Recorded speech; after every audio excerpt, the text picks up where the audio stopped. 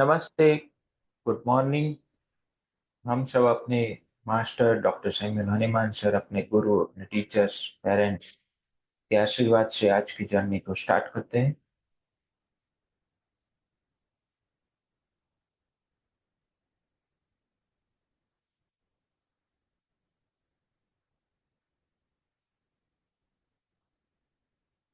कल हमने aphorism number 148 देखा और उसके आज फुटनोट हम समझेंगे, जो है केयरफुल सिलेक्शन के बारे में।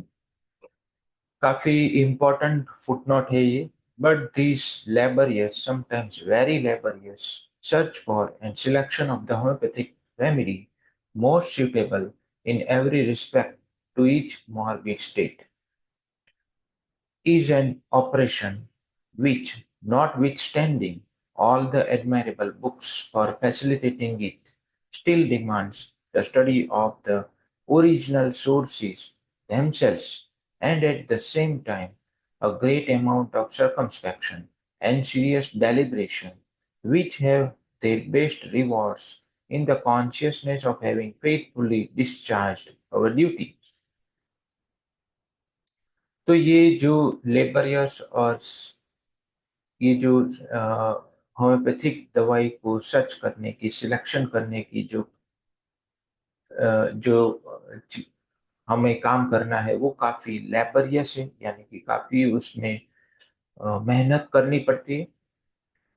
कि जो हर ऐसी दवाई को सर्च करने में, सिलेक्ट करने में, कि जो सभी एस्पेक्ट में, सभी रिस्पेक्ट में, कोई भी जो भी मॉर्बिड स्टेट है एक ही पेशेंट में, उस मॉर्बिड स्टेट के सभी रिस्पेक्ट में वो सबसे ज्यादा सुटेबल हो, ऐसी एक दवाई को सर्च करने में और सिलेक्शन करने का काम काफी लेबरियस है।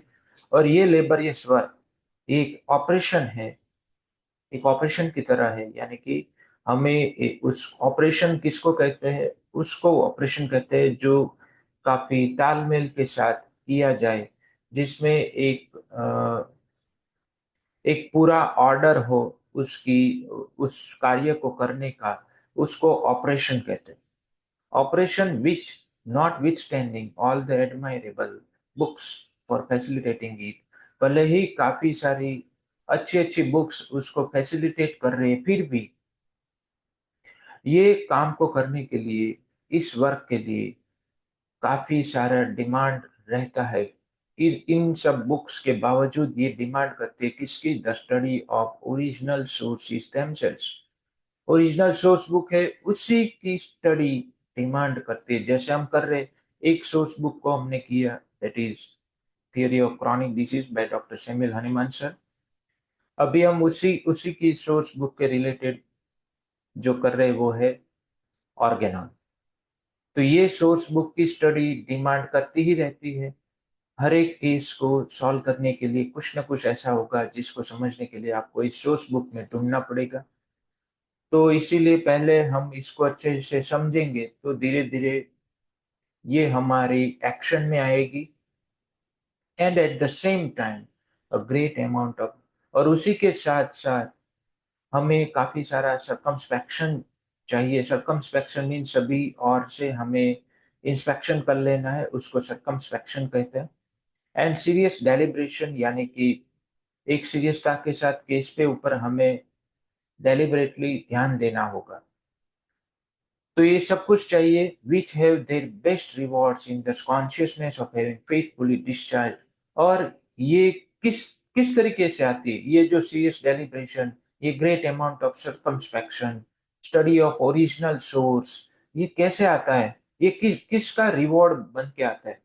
तो रिवॉर्ड निकलता है जब हम अपनी ड्यूटी फेथफुल फेथफुल होके, कॉन्शियसनेस के साथ जब हम करते हैं, तो उसका बेस्ट रिवॉर्ड निकलता है। ये हमारा serious deliberation, great amount of circumspection और स्टडी ऑफ ओरिजिनल सोर्सेस।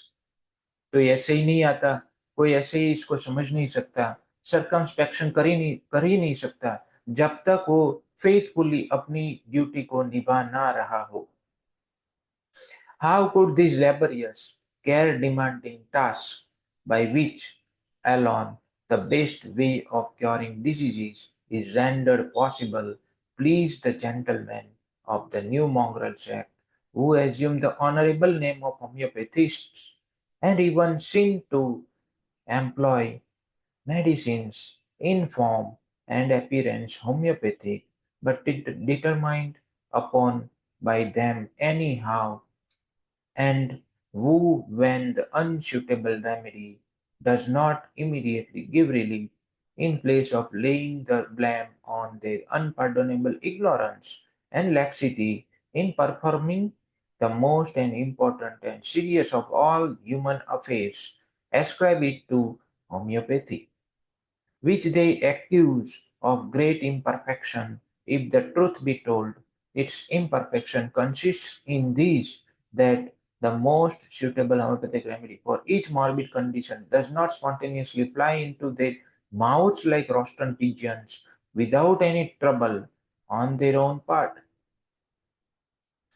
तो कोई, how could this laborious or care demanding task, कि इस तरीके के जो काफी मेहनत वाले और जिसमें काफी ध्यान रखने वाली टास्क है, इसको कोई कैसे कर सकता है? By which alone the best way, कि जिससे सिर्फ और सिर्फ जो डिजीज की क्योर करने का बेस्ट तरीका है वो सिर्फ यही अकेला है कि आप ध्यान दे के लेबरियस के साथ, यानी कि पूरी फेथफुली के साथ, फेथफुल होके अपनी ड्यूटी निभाओ, तब जाके ये टास्क कंप्लीट होने वाला है। तो कोई ऐसे टास्क को इज रेंडर्ड पॉसिबल, कि तभी ही वो क्योर पॉसिबल होगा। प्लीज, कैसे ऐसा कर सकते हैं? किसको कहते हैं? Please the gentleman of the new mongrels act. ये जो न्यू मॉन्ग्रेल्स एक्ट है उसके जेंटलमैन को हनुमान सर एक एक दरखास्त रख रहे हैं कि प्लीज ऐसा मत करो, कि जो अपने आप को एक अच्छे ऑनरेबल होम्योपैथ का नाम दे के बैठे हुए हैं, and even seem to employ medicine in form and appearance homeopathy, और होम्योपैथिक दवाइयों को ही, होम्योपैथिक जैसी ही दवाई और उसके जैसी ही फॉर्म में वो उसको दवाई को प्रिस्क्राइब कर रहे हैं, बट डिटरमाइन, लेकिन कैसे डिटरमाइन कर रहे हैं दवाई को? Upon them by any how, किसी भी तरीके से वो दवाई के ऊपर बैठ जाते हैं कि भाई ये उसकी दवाई है। एंड वो, और जब, एंड वो when unsuitable remedy does not, और जब उनकी ये अनसुटेबल रेमेडी पेशेंट को आराम नहीं देती तुरंत ही, तो in place of laying the blame on their unpardonable ignorance, जिसको माफ नहीं किया जा सकता, ऐसी अज्ञानता, ऐसी नबड़ाई, laxity means कमजोरी, in performing the most and important and serious of all human affairs, ये जो सबसे ज्यादा important, सबसे ज्यादा सीरियस जो टास्क है, सभी ह्यूमन अफेयर्स का सबसे ज्यादा इंपॉर्टेंट और सीरियस टास्क होता है, वो है मेडिकल फील्ड, जहां पर ही कोई पर्सन की लाइफ के साथ हमें काम करना है। तो ये काफी इंपॉर्टेंट और सीरियस काम होता है। उसको परफॉर्म करने में कमजोरी और अज्ञानता, जिसको हम माफ नहीं कर सकते, उसके ऊपर ब्लेम करने की बजाय एस्क्राइब इट टू होम्योपैथी। वो तब बोलते हैं कि भाई होम्योपैथी यहाँ काम नहीं करती, होम्योपैथी की ये लिमिटेशन है। माय डियर फ्रेंड्स, ये कतई होम्योपैथी की लिमिटेशन नहीं है, वो होम्योपैथ की, सो कॉल्ड होम्योपैथ की लिमिटेशन है, जो किसी भी एंगल से दवाई को दे देते हैं। लेकिन my dear friends, Hanuman sir ने पहले ही यहाँ पर बोला है कि जो भी दवाई आप ढूंढेंगे इस ऑपरेशन से, जो भी दवाई आएगी वो सबसे ज्यादा सुटेबल होगी इन एवरी रिस्पेक्ट, हर एक एंगल से, टू ईच मॉर्बिड स्टेट। जो भी मॉर्बिड स्टेट पेशेंट लेके आए, डायबिटीज, थायराइड, हाइपरटेंशन, तीन बीमारी लेके आए, तो उसको अलग अलग तीन दवाई की जरूरत नहीं है। उसको एक ही दवाई, ऐसी ऐसी हमें टोटालिटी बनानी है कि वो हर रिस्पेक्ट में, हर एक मॉर्बिड स्टेट की सिमिलिमम दवाई को हमें दे। तो हम उसी को समझ रहे काफी टाइम से, और उसी को और गहराई से समझने की कोशिश कर रहे अलग अलग सोर्स बुक से। तो ये ये इतना इतना लेबरियस वर्क है। आई थिंक एक साल होने को आया, हम ये काम करते जा रहे हैं, कि पहले क्रॉनिक डिजीज को समझा, फिर अब ऑर्गेनॉन को समझ रहे हैं और आगे कुछ सोर्स बुक्स ही लेंगे जिसको हम समझने की कोशिश करेंगे। हो सकता है कुछ अभी भी मैं उतना गहराई से ना समझ पा रहा हूँ जितना उस वो कहना चाहते हैं, हनुमान सर कहना चाहते हैं। लेकिन जैसे जैसे हम इसको हर रोज पढ़ेंगे, बार बार लगातार पढ़ेंगे, तो और हमारी जो कॉन्शियसनेस है वो काफी खिलेगी और उसकी गहराई को हम समझ पाएंगे। तो ये बुक ऐसी है, ऑर्गेनॉन और क्रॉनिक डिजीज, ये दोनों बुक ऐसी है कि जिसको हमें लगातार पढ़नी होगी, बार बार पढ़नी होगी। तो ये अपनी अज्ञानता को और अपनी जो कमजोरी है उसको दोष देने की बजाय वो होम्योपैथी को दोष देने लगते हैं। ऐसे होम्योपैथ जो खुद को बोलते हैं कि वे होम्योपैथ हूँ, लेके वो किसी भी एंगल से दवाई को दे देते हैं, पैथोलॉजिकल एंगल से देते हैं, फिर कीनोट से देते हैं या कोई भी। मैं उस मेरा जो इंटेंशन है वो उस चीज को गलत बोलना नहीं है। मेरा इंटेंशन ये है कि हमें सभी एंगल से, सभी रिस्पेक्ट में, हर एक मॉर्बिड स्टेट के सभी रिस्पेक्ट में हमें मोस्ट सुटेबल दवाई चाहिए। आपके एंट्री पॉइंट कुछ भी हो उससे कोई मतलब नहीं है, लेकिन आपकी दवाई ऐसी नहीं होनी चाहिए कि भाई वो फिर आप उसको बोलो कि भाई दवाई काम नहीं कर रही है तो फिर ये पेशेंट इनक्योरेबल है या होम्योपैथी की लिमिटेशन है। ऐसा नहीं बोलना चाहिए। खुद के ऊपर ही उसका जिम्मेदारी लेनी चाहिए, रिस्पॉन्सिबिलिटी लेनी चाहिए कि भाई मैं इस केस में काम नहीं कर पा रहा हूँ, विच दे एक्यूज ऑफ ग्रेट इम्परफेक्शन। और ये फिर आरोप लगाते हैं कि भाई ये काफी इम्परफेक्ट है होम्योपैथी, क्योंकि माइज्म समझ में नहीं आता, इसकी वाइटल फोर्स है वो समझ में नहीं आता, क्योंकि ये सब थियरी समझ में नहीं आता तो ये काफी अभी भी इम्परफेक्ट है। कुछ लोग ये भी बोलते हैं कि भाई ये सब दवाइयाँ तो फॉरेन में प्रूव हुई है, इंडिया के कल्चर में इसकी, इंडिया के एनवायरनमेंट में इसकी प्रूविंग होनी चाहिए। लेकिन माय डियर फ्रेंड्स, ये पूरी दुनिया एक है, एक ही से सब कुछ क्रिएट हुआ है, तो फिर ये वहां का ये यहाँ का ऐसा हम नहीं कर सकते। क्योंकि अब तो काफी इंडियन फॉरेन में रहते हैं, तो वहाँ के वातावरण में भी उनको हमारे जैसी ही इंडियन कल्चर की ही बीमारी आ रही है, क्योंकि उनके वहां पर जाके जाने से कोई चेंज नहीं हुआ है। और जो फॉरेनर्स है वो भी यहाँ पर आते हैं तो उनको फॉरेनर्स को जो बीमारियां होती है वैसी बीमारियां उनको होती रहती, तो वो कोई मायने नहीं रखता। लेकिन हाँ, ये चीज जरूरी है, अकॉर्डिंग टू डिफरेंट कल्चर्स उनकी मेंटालिटी डिफरेंट हो जाती है, उसको हमें समझना चाहिए, ना कि ये दोष देना चाहिए। क्योंकि हमें तो वही दवाइयाँ रिजल्ट देती है, ट्यूमर्स, फिर हेमरेजिस, और भी कई कई सारे पैथोलॉजीज जो ऐसे डॉक्टर बोलते हैं कि ये हल नहीं होता है क्योंकि ये दवाइयाँ यहाँ पर प्रूव नहीं होती। ये सिर्फ और सिर्फ एक्सक्यूजेज है। कोई व्यक्ति को ब्लेम करने की कोशिश करते हैं इन स्पाइट ऑफ कि वो खुद कहाँ पर कुछ गलती करते हैं वो देखने की कोशिश नहीं करते और फिर ऐसे ब्लेमिंग आते। That is not right for homeopathy, क्योंकि ये ट्रुथ नहीं है। जब भी ट्रुथ है था ऐसा बोला जाएगा। It's imperfection consisting this that the most suitable homeopathic, तो उसकी जो इम्परफेक्शन है वो कहाँ पर है, इसमें है कि the most suitable homeopathic remedy for each morbid condition does not spontaneously fly into their mouths like roasted pigeons। कि एक मीट की तरह, एक जैसे हाँ, रोस्टेड रोस्टेड पिजन इज जिसको रोस्ट किया हुआ एक पिजन हो, यानी कि अ, उसकी मीट मीट को रोस्ट करके डायरेक्ट उसके मुंह में चला जाए, ऐसी ये बात नहीं है। होम्योपैथिक दवाई आपको सर्च करनी पड़ेगी, उसके पीछे काम करना पड़ेगा, सर्कमस्पेक्शन करना पड़ेगा, डेलिब्रेशन होना चाहिए, तब जाके उसकी सिलेक्शन हो सकती है। वो हमारे हमारे हाथ से वो दी जा सकती है without any trouble on their own part. अपने पार्ट पर कोई भी ट्रबल नहीं लेते और ऐसा सोचते कि ये दवाई मेरे मुंह में आ जाए और मैं सीधा उसको दे दूं, मेरे दिमाग में आ जाए मैं उसको दे दूं। ऐसी बात ये नहीं है कि जैसे कोई खाने का निवाला सीधा मुंह में कोई रख दे, ऐसा थोड़ी है होम्योपैथी। हमें उस पर काम करना होगा कि इसको सीरियसली लेना होगा, सर्कमस्पेक्शन करना होगा, ओरिजिनल सोर्सेस को स्टडी करना होगा, तब जाके कुछ बात समझ में आ रही है। They know, however, from frequent practice, how to make up for the inefficacy of the scarcely half homeopathic remedy by the employment of allopathic means that come much more handy to them, among which one or more dozens of leeches applied to the affected part, or little harmless venesections to the extent of 8 ounces, and so forth, play an important part.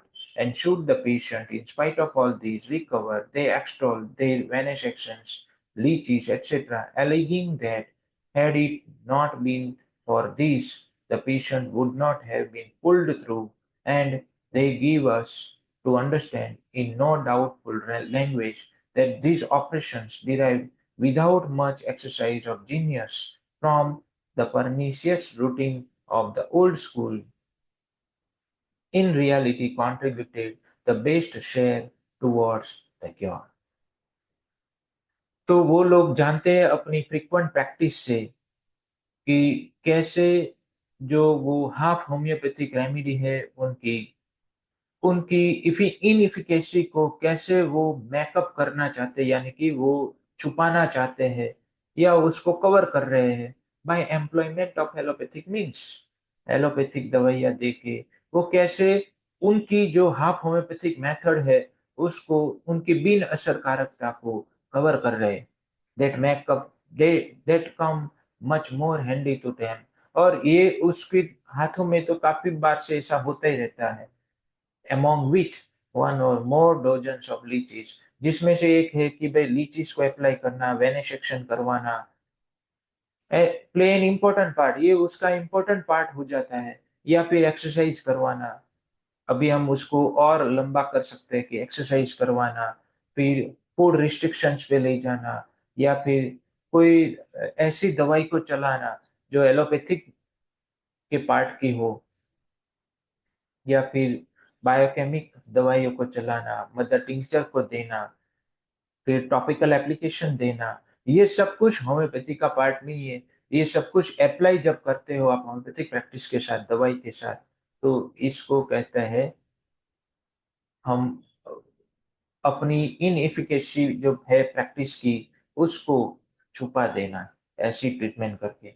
And should the patient in spite of all this, इन सब के बावजूद जब अगर patient recover हो जाए, they extol their venesection, leeches, etc., alleging that had it not been for these, कि फिर वो अपनी वेनेसेक्शंस और लीचीज को हटा देते हैं, फिर ये बोलते हैं कि भाई ये इसके लिए नहीं था, the patient would not have been pulled through, and they give us to understand in no doubtful language, और हमें वो समझ देते हैं, वो हमें देते हैं समझाने के लिए कोई भी ऐसी डाउटफुल लैंग्वेज नहीं, लेकिन एक कॉन्फिडेंस के साथ हमें समझाते हैं कि these operations derived without much exercise of genius, हमें कोई भी डाउट के बगैर, हमें कोई भी हेसिटेशन के बगैर हमें इस ऑपरेशंस को ऐसे ही करना है, derived from pernicious routine of, और ये इस ऐसी बिना कोई जीनियसता के बिना,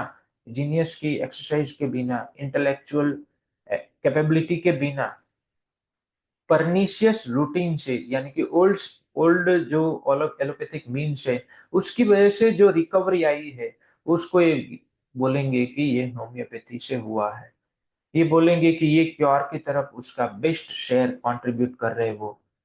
लेकिन माय डियर फ्रेंड्स, लेकिन ये ऐसा नहीं है।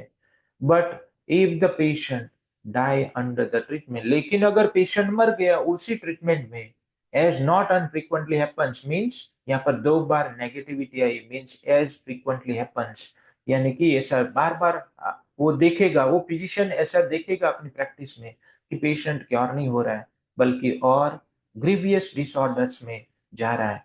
They seek to console the friends by saying that they themselves were witnesses that everything conceivable had been done for the lamented deceased। वो बोलेंगे फिर अपने उनके जो फ्रेंड्स है, रिश्तेदार है, उनको कंसोल करने की कोशिश करेंगे, उसमें लग जाएंगे कि और बोलेंगे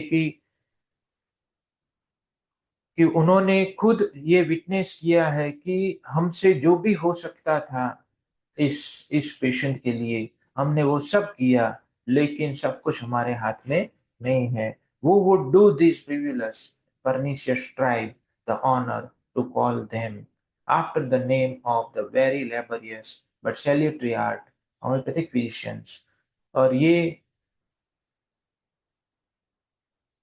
who would do these frivolous and pernicious, frivolous means एक हम ये कह सकते हैं कि नादानी, नादानी, और pernicious मीन्स जो हानिकारक है।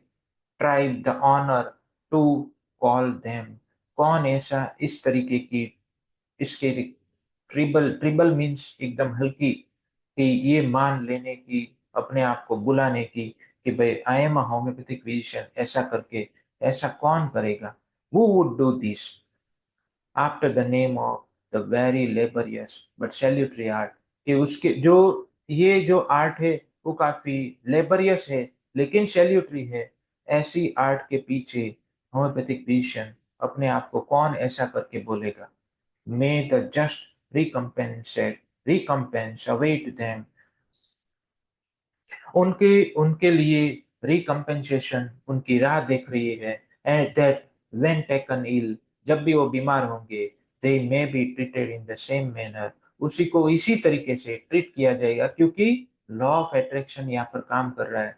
कर्म सिद्धांत जो भगवत गीता में श्री कृष्ण भगवान ने बोला है, वही काम कर रहा है कि जो जैसा करता है वैसा ही भरता है। तो माय डियर फ्रेंड्स, आज हम अपनी जर्नी को यहाँ पर स्थगित करते हैं। कल फिर से हम अपनी जर्नी को आगे बढ़ाएंगे। तब तक के लिए thank you, goodbye, take care, love you all.